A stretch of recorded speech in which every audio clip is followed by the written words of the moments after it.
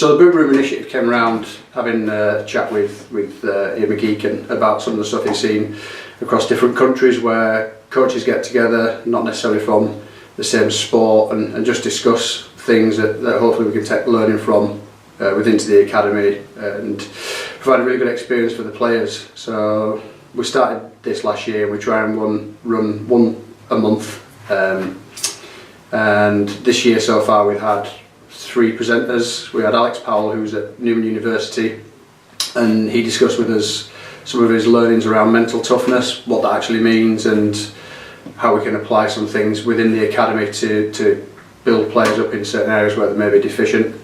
We had Mike Ashford from our partners at Leeds Beckett University, who's doing some great research in and around decision making on the rugby pitch.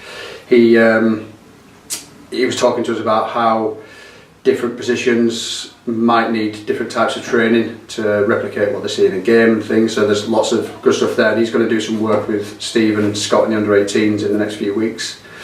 And we also had a chat from Tony Fretwell, who's heading up the Women's Super League for the FA and the academies they're in, and he came to talk to us about what great academies look like and some of the lessons we learnt from building relationships with partner clubs and schools and the like. So they've been 3 really good ones, slightly different.